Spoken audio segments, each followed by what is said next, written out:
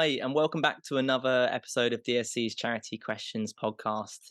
And today we're here with Andy Ellis, Head of Fundraising at Staying Put. And we're here to pick his brains on strategy, campaigns, creative writing, and the future of fundraising. And I met Andy as he's one of our Funds Online Plus subscribers. And actually, his knowledge instantly blew me away. And I couldn't miss the opportunity to get him to share his knowledge with the wider charity sector.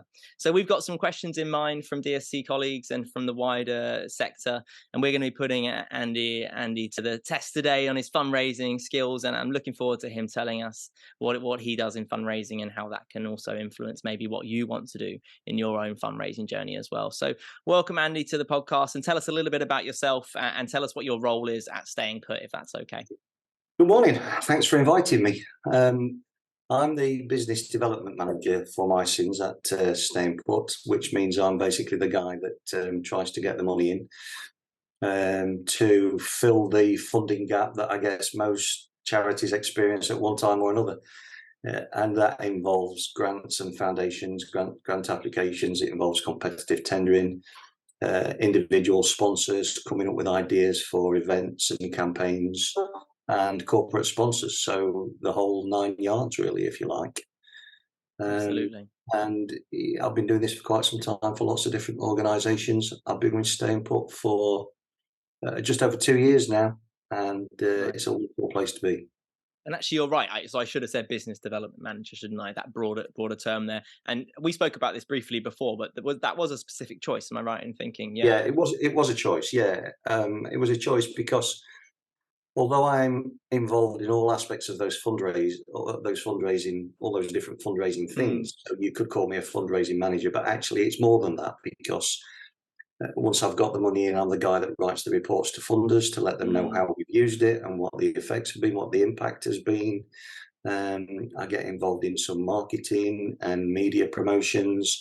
I go to events. I cultivate relationships, long-term relationships with lots of different organisations. I create and am part of partnership bids, so it's kind of much broader than that. There's a fair amount of admin attached to it, and a fair amount of relationship building, both with corporates and with funders. That's local government, regional government, central government, all kinds of people. Absolutely. So I think you're talking about relationship building. Maybe that opens us up for a question about beneficiaries then. So I'm always talking about beneficiaries being the heart of our kind of fundraising strategy and stories, and nothing about them without them is maybe something we could say. And so, of course, you're a cause that's linked closely to your beneficiaries, as many charities are. And in terms of using beneficiaries in either your strategy or your campaigns, how do you involve beneficiaries at your organisation? The people we serve, our clients, our beneficiaries, our service users, whatever it is that you want to call them, are central to everything that you do. They're the people who know better than anyone else what they need. If you don't talk to your service users, you can't possibly know what they need. So any strategy you devise will be, if not completely pointless, then at best aiming for things that won't help or they don't need. So you need to get out of the office. You need to talk to them, talk to the staff that are interacting with them every day. We talk to our service users all the time, on a daily basis, and we collect good news stories from most of them when we can. There's nothing more compelling, actually, to trusts, foundations, corporate sponsors, whoever, than personal stories. Absolutely. So, you have to be careful about what you reveal. Obviously, safeguarding and confidentiality is extremely important, especially for the work that we do. So we have to be careful about what we reveal, but we do ask for and we get many personal journey type stories. And they can be used in applications. They are compelling. One particular lady, I'll call her Jo. That's not her real name. No worries. But she worked with a professional video company for us. She was very willing to tell her story, and that video is available on YouTube now. Wow. It told her story in her words. Wow. And gives a really powerful, emotional message. And that's been used in the promotion of an event that we have happening in October. It's being used in a sponsor pack that I send to potential corporate funders. And it's they are absolutely central to everything that we do in the charitable sector. They are the reason for existing. So Absolutely. without that input, then you just kind of whistle in the wind. And so you brought in a professional video organization to work with this beneficiary, is that right? Yeah. We did, yeah. I found the money to pay for that. Yes. That was that was a grant application Fine. with a very specific purpose to help us promote our organisation and the work that we were doing. So I had to win the money to do that. It cost us just shy of £7,000 to get it done, Wow. but it was brilliant, and it was worth every penny. And Uh, and it lasts forever on YouTube, right? It's going to yeah, be there. absolutely. Yeah, it's there for all time, and it's embedded in the sponsor pack that I send out to potential corporate sponsors. And yeah, we use it all the time, and it's powerful because it's her story. I mean, she's in the video. Mm-hmm. She had no problem being in the video at all. Mm, And not too many of our service users are able to do that. absolutely. Absolutely. Of A course. lot Yeah. of our service users really don't want to revisit their experiences, but Mm, Joe was very upfront and really wanted to do it. I think it was a kind of a payback from her for the services received. mm, Not that she needed to do it, but she was happy to do it, and yeah, it absolutely. works really well for us.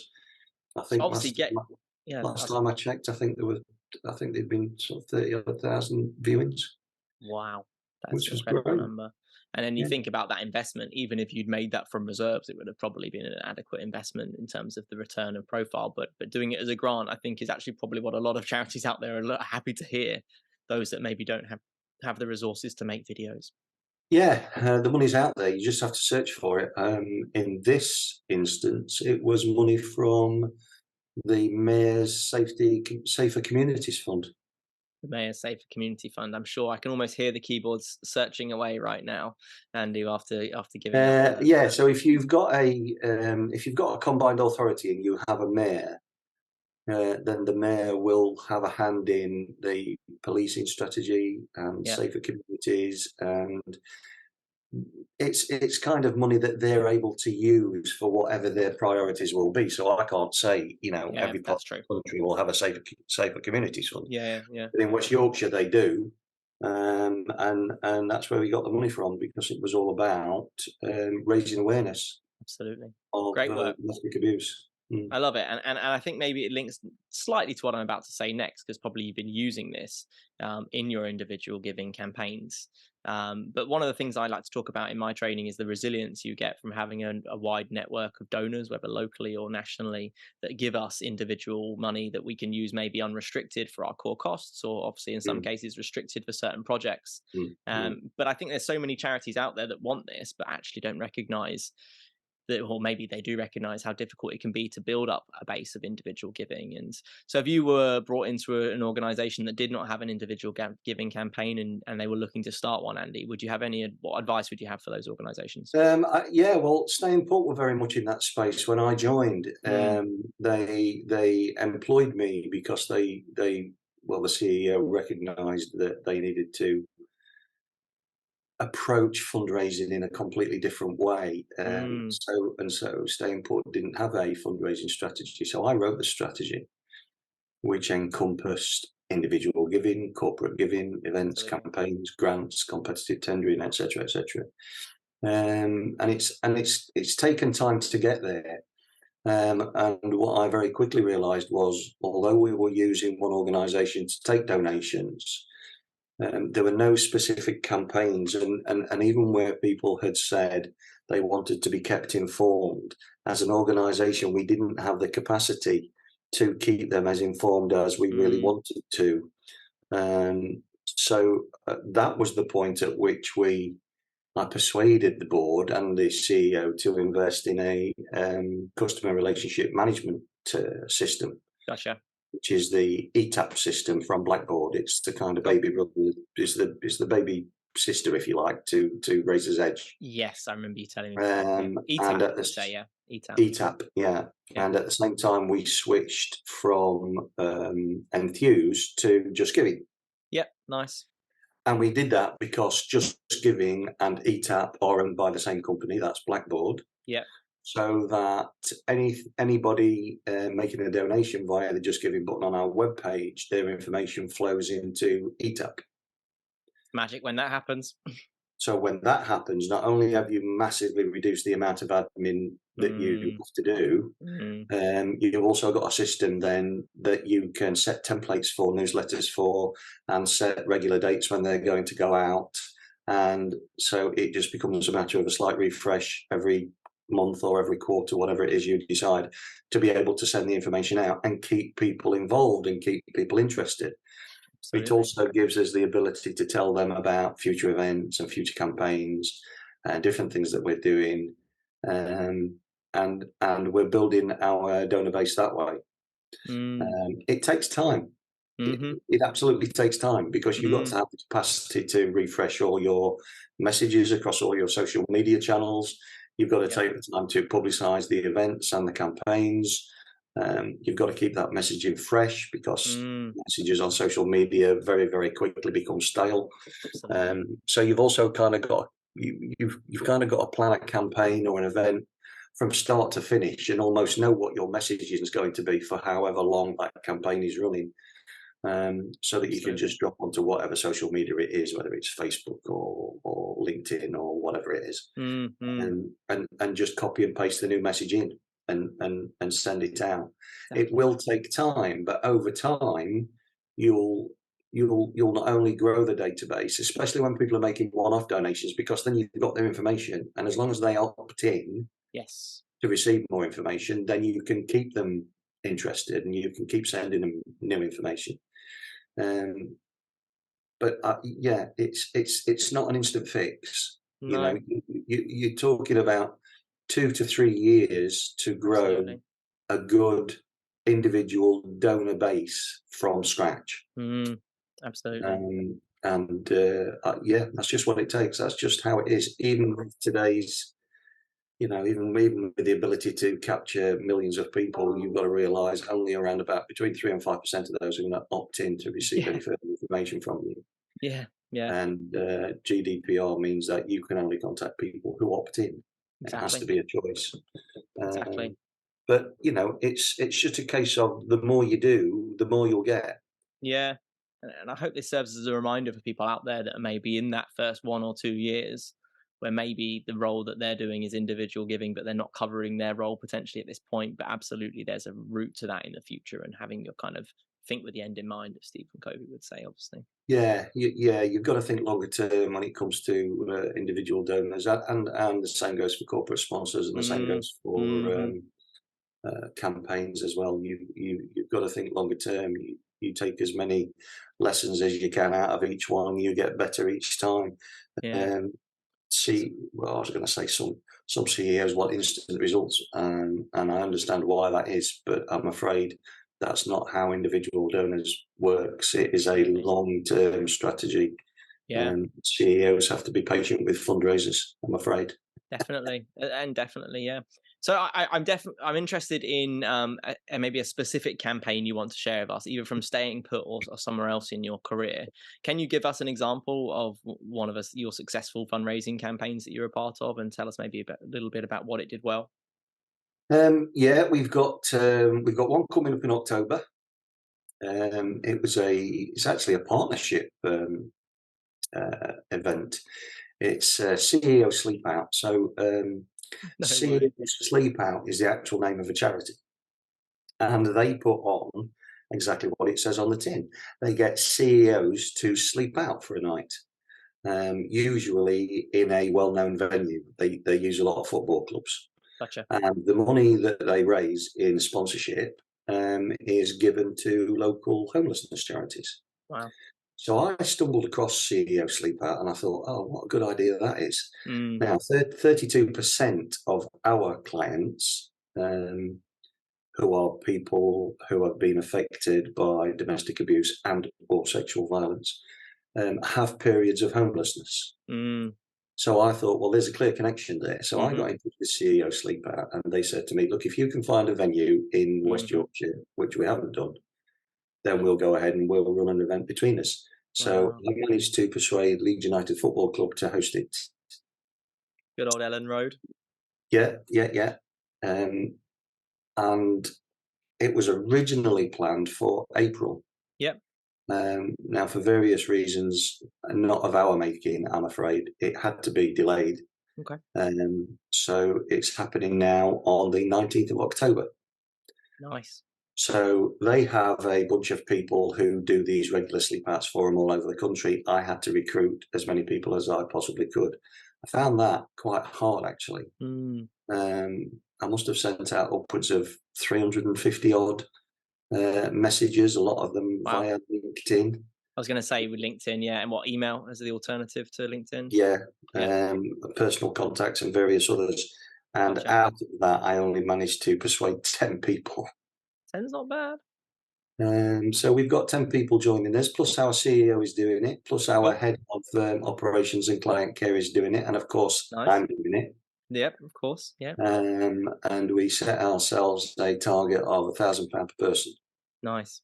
Nice. So hopefully, with a little bit of luck and a fair wind, we should raise about 12k from that, which would be brilliant. Absolutely.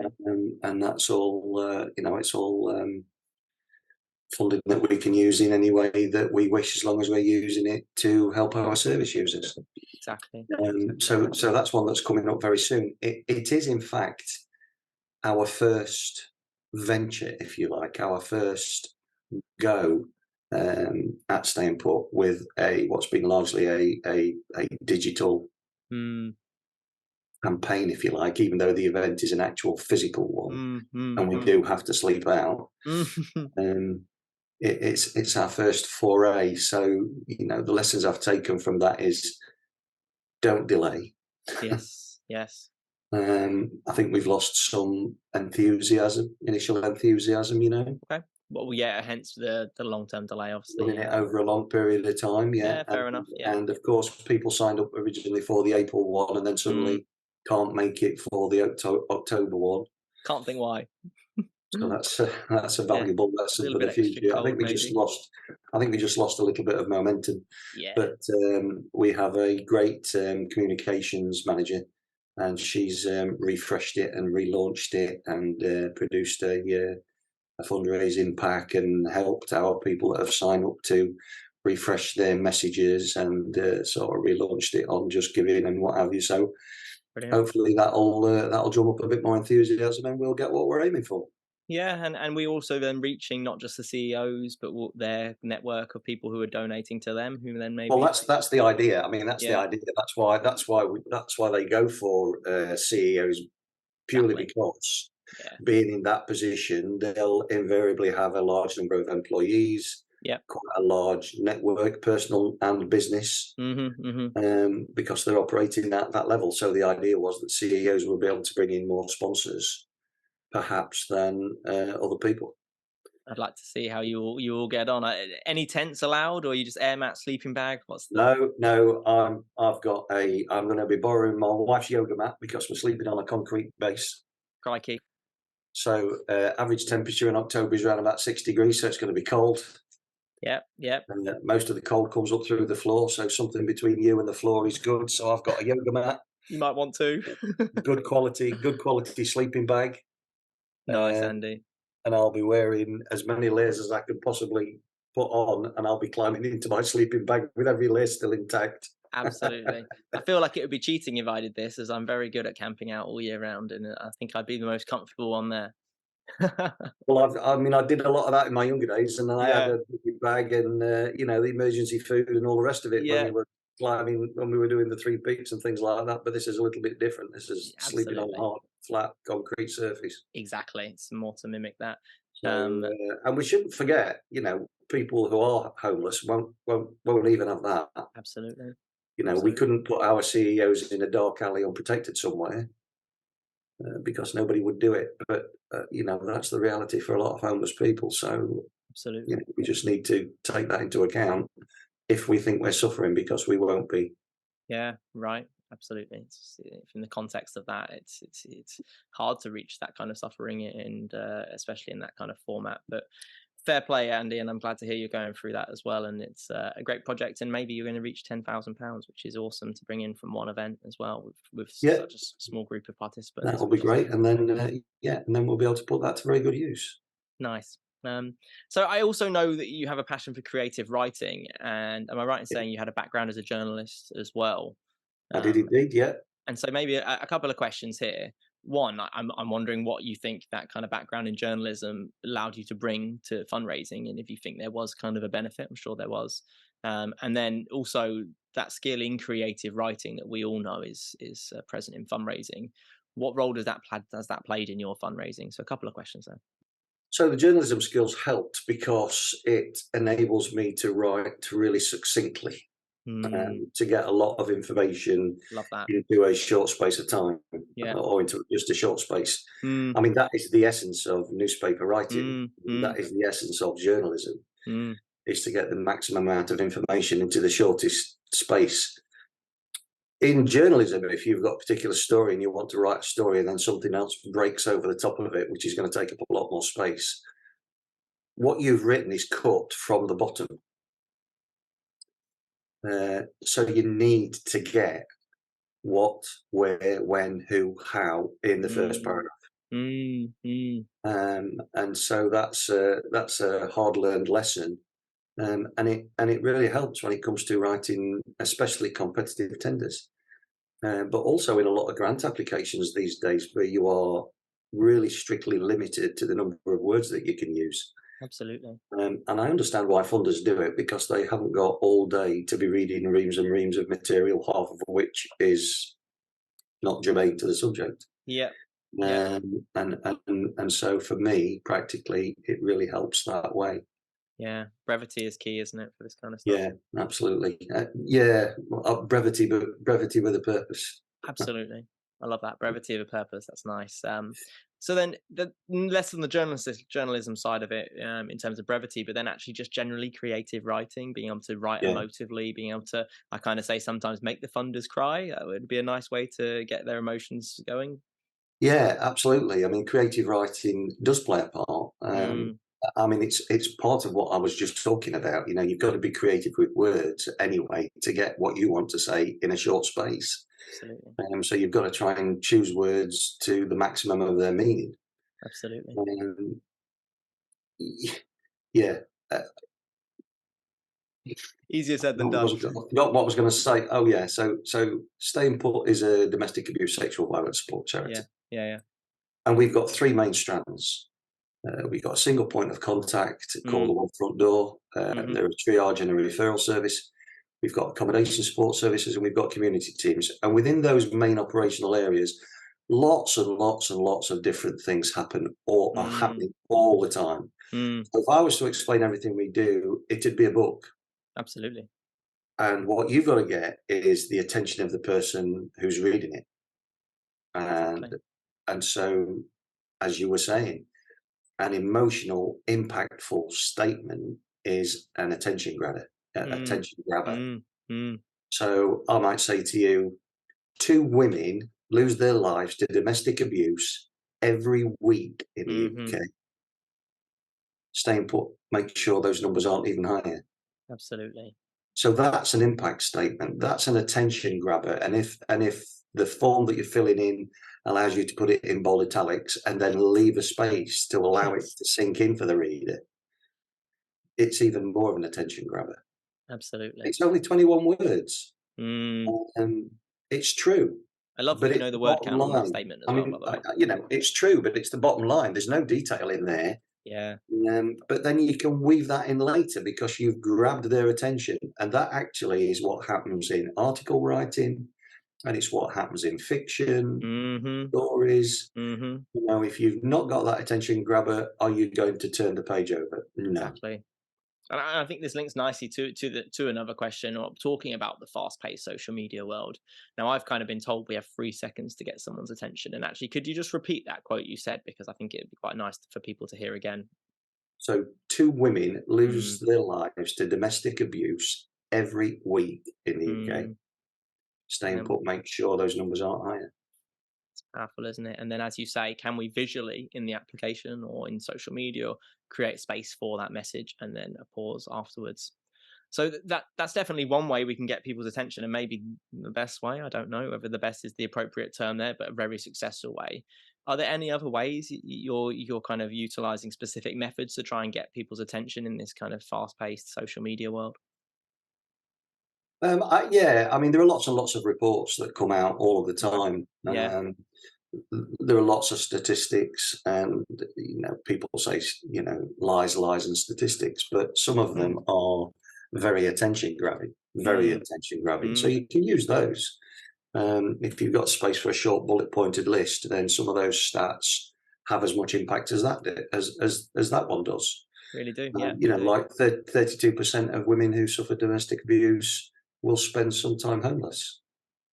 You know, Mm, domestic violence against women makes up 17% of all crime in the UK, wow. which is massive. 1.6 million women last year were affected by abuse of some kind. Mm, 1.6 mm. million. 1.6 million, exactly. So, you can put that another way. 1.6 million is I mean, everybody knows what 1.6 million is, but it's hard to visualize 1.6 million people in one place. So you might say 3 full Wembley stadiums.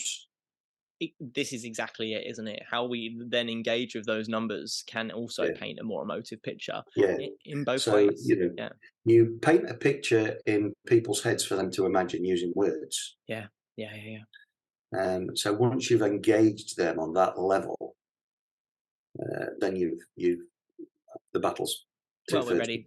we're ready to share the wider message, aren't we? Then. Yeah, yeah, yeah. Somebody told me a long time ago, um, sell the sizzle. And what they meant Mm, by that was, imagine I don't know, imagine you're a sausage manufacturer. You don't tell people how much meat and how little fat is in the sausages you're making or what quality they are. You tell them how delicious it is, how resistible mm, they are, how you're mm. going to drool over and enjoy them. So that's selling the sizzle. Now, some people I might love say that. that's over elaboration or what have you. But the bottom line for fundraisers is get the money in. mm, Don't tell lies, don't make mm, things up, but get the money in. absolutely. Paint a picture in somebody's head and you'll 9 times out of 10 you've won. It's the literary equivalent, it's the literary equivalent, if I can get my teeth in, of seeing the pictures of children trekking across miles of inhospitable terrain to gather up a few buckets of dirty, disease-ridden water. We've Exactly. all seen that advert. It tugs on your heartstrings. How many of us reach for their phone and give them a fiver or whatever it is? Yeah, yeah, When you've seen that kind of advert on television, our absolutely. reactions to start facts and emotive images are very different, and the latter is always far more powerful.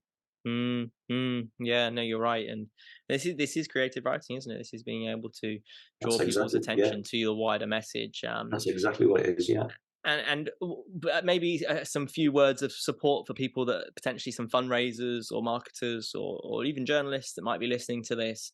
Do you have any advice for anybody in that kind of those roles that maybe is a little bit sat thinking they're not necessarily the most creative writer, and so maybe some objective feedback but maybe subjective? Is there anything, Andy, you could say to those people to try and help them write creatively? Uh, Everybody can be creative. Love that. I I agree. don't believe that. I just don't believe that people can't be creative. Listen, I've been teaching actually creative writing and journalism for what 30 years ish now, Yeah, and so that's a lot of students I've had over that time. absolutely. And people often say to me, "Oh, I can't do that. I'm not an expert in this particular subject." Well, read them. If you Okay. can't write, read first. Wow. So true. And it's the same as anything else. It's a skill that can be learned in the same way that any skill can be learned. If you want to be an Olympic swimmer, you have to do a hell of a lot of swimming. If you want Mm, to be a long distance runner, you have to do a hell of a lot of running. If you want to be a great writer, you have to do a hell of a lot of reading and writing. And mm. every time you do it and you put yourself out there are people out there that will come back and say, well, if you'd said this or if you'd said that, just learn the lessons. Yes. Read what other people have written. Yes. Go on to, I don't know, go on to the lottery. They've got a list of of organisations going back to the year dot that they've given funding to. Yeah, Call them up, call them up and say, what did you do? What did you say absolutely. that that enabled you to get the money? What did you write? And 9 times out of 10, if you're talking to somebody who's in a similar post to you, they'll Yeah, share it with you. yeah, It's no skin off their nose. They've got their money, and most people in similar positions, most certainly people in charitable organisations, are quite happy to share the stuff that they've written that's been definitely. successful, and you can learn for that. You've just got to get over that barrier of don't feel you can't ever ask. Ask. Mm, mm. Yeah, we grow What together does the in this Bible sector. say? Ask and thou shalt receive. Yes, absolutely. That's a That's, really, really great idea. So going on the National Lottery site and seeing who they funded, maybe yeah, picking similar you'll organisations if possible. yeah, and there are other sites that do it as well. Benevity do it. They've got a whole list of people that they've given funding to. Quite a lot of funders will tell you. Just lost your audio for a sec. I don't know if that's me, Andy. I'm not sure if that's me or you. Let's have a little go. Do you want to say something again, just quickly? Yeah, quite a lot of funders list Oh, their we've lost successful. your audio. Do you want to try Have I muting lost? yourself and unmuting quickly? Oh, hang on a sec. Um, If that's me or not. I'm not. I'm not muted. Oh, it's lagging basically. I'm not sure if that's my internet or internet. Let me All right. pause. Oh, you're back. Hello. Hello. There we go. We lost you Okay. for a second there. So we were just talking about how we can support people maybe from a creative writing perspective. Yeah. So I was just saying the lottery and lots of other large funders will always have lists on their websites of Nice. projects that they've funded in the past. And if you think they're a funder that would fund you because of the type of work that you do, then the odds are that they will have funded somebody who's doing something very similar. Exactly. All you've got to do is look for them. Yeah, Look for organisations that are similar to yours in some way, or the work that they're doing touches the work that you also do in some way. exactly. Find somebody that's similar to yourself and Google them, make Yep. contact, call them up. Do you have a fundraiser? Do you have a business development manager? Do you think I could talk to them? My name is so and so, so and so, and I'm from such and such, such and such. And then just say, I hope you don't mind, but I just wanted to try and pick your brains. I'm telling you, they will share it with you. Mm, mm. They will absolutely share it with you.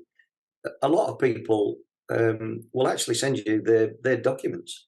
If the project's finished and it's done and dusted, and they've just kept the documents for research purposes or whatever, as I do, I keep everything. Nice. Then I'll send people the answers Yeah. that I've used to a particular question. It's no skin off my nose. Yeah. Absolutely. If they want to use it or they want to edit it and put it in their own words, it won me the money. It's the same as I say to students who are doing the creative writing course with me. Just ask. Love it. I give them the benefit of my experience, Yeah. and I'll often send them articles that I've had published, or I'll rewrite their introduction for them and just say, use it. Just Nice. use that. Give the people what they want. Love it. Um, So looking at the future of fundraising now, one thing that came from DSC recently is our Grants for Good research that showed an increase in local government funding. And I just wondered whether currently at Staying Put or at another time in your career, if you made a strategy that specifically focused on one area of fundraising, i.e. government, corporate, individuals, etc., over another. And I was wondering why you might have made a decision in the past to do that. Now, you might say, no, I've never done that, but I'm just intrigued to hear what you say about that, Andy. no, I've never done that. Okay, perfect. So it's always been a broad spectrum approach when even if it's Well, a smaller consideration in some areas, the it's strategy has yes, always been broader than that. yes. There are times when you might focus more on grants, and then if you've got a major contract that's coming up for renewal in 3 months' time, your Mm, entire focus is going to be on re-winning that.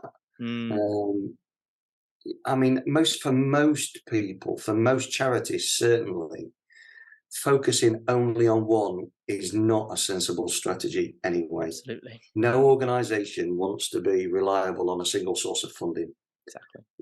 especially not government funding, because it is subject to the whims and vagaries not only of public opinion but also ministers. And ministers change, and governments change, and focus and priorities changed. We've Absolutely. seen that. We saw it in the COVID lockdown. Mm, We saw it in the Ukraine war. We're seeing it mm, now with the rack mm, concrete thing. absolutely. When there was a lady that was murdered by a policeman, Sarah Everard, her name Absolutely. Yeah. Yeah. was murdered by a serving policeman, and the then Home Secretary, which was Priti Patel, um, commissioned a report into the way in which different forces across the country reacted to domestic abuse and sexual violence against women.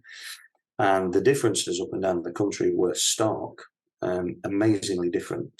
Mm, And that set about a chain of events that tries to standardize the way in which forces approach domestic abuse and sexual mm, violence. mm, And with that came some additional money.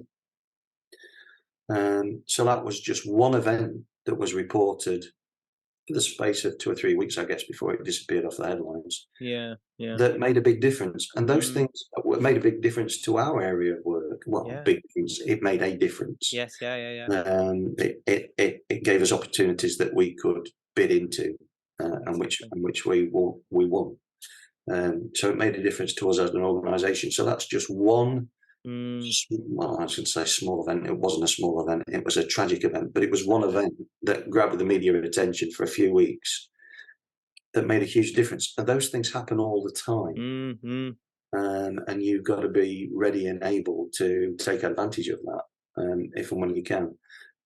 So focusing on one work. Yeah. strategy is ultimately very limiting. You're limiting yourself to what you can do. I was surprised, actually. I was surprised that your focus showed that government funding had gone up. So were Um, we. Local government funding. Local government Local funding. government funding, yeah, Yeah. because I mean their budgets have been cut drastically, Yeah. repeatedly. Absolutely. And the Financial Times report into corporate giving this year showed that corporate giving had fallen. It's currently at the same level it was in 2017, I didn't know that. Is that which is true? around about an Oh, okay. 8% reduction Wow. on last Well, year. So, interesting, right? so yeah, that surprised me. But We no, were surprised, definitely. our fundraising strategy covers all of the above: competitive tendering, grant applications, corporate Well, sponsors, individual donors, events, campaigns. absolutely. Um, but I mean, to answer the second part of your question, fundraising, like many other areas of work, it has cycles. Yeah. So government departments, local government, lots of corporates, local authorities, they get their budgets in April. Yep. You know, they find out what their budgets for the next year are going to be, well, towards the end of March, but it becomes publicly available in April. Yeah. And that's when you see a lot of competitive tenders for whatever service it might be Exactly. come out in April and May. Yeah. They've realised how much we've got to spend and what can we do with the money that we've got to spend. So then the tenders come out in April and May. The replies and the scoring goes into end of June, middle of July, usually. Mm-hmm. Mm-hmm. Mm-hmm. Anything from 4 to 8 weeks. Different councils do different things. Yeah. Depends on the size of the contract that's been awarded, kind of thing. Exactly. Exactly. But the scoring goes into June, July, and then the contracts, and then there's a standstill period usually. So whoever is successful in getting the funding, there's usually sort of a 10-week standstill period where the people who haven't got it either write and complain or pose a lot of questions and they have to be answered. So you get a standstill period of between 6 and 10 weeks, which means often the contract that you've won, the project that you're going to set up, is going to run from September or October. Mm-hmm. Mm-hmm. So then you're going to spend a time then recruiting people for this new project or program. It's going to take you time to set it up. It's going to take you time to get it running. And that part of things then is usually handed over to operational people Exactly. rather than development people, which is what business development managers or fundraisers are. So then you've got a lull.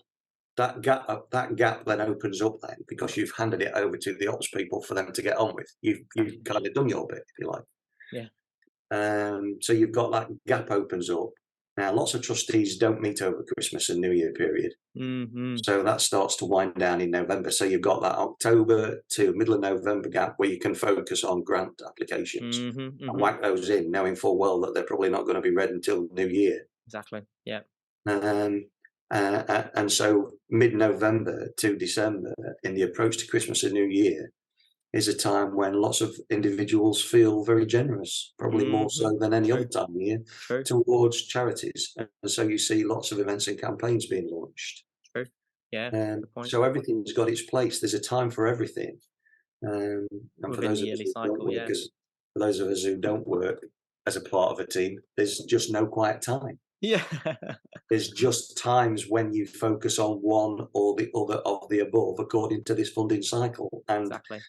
I've been doing this for 35-ish years, Mm. and that hasn't changed much at all. Amazing. Other Amazing. than even during the COVID lockdown, since I was already working at home, it didn't make a lot of difference to me. Yeah. Yeah, the cycle just continues, and I suspect it will do long after I've hung up my pen. Definitely. And I think that's a great place to leave us there, Andy, with that summary of the sector of fundraising and the ebbs and flows of the yearly kind of mood we've got. And I appreciate you sharing the story of the CEO Sleep Out, and best of luck with that. My thoughts will be with you. Is it October the 19th, did you say? October the 19th, yes. The day Amazing. before my wife's birthday.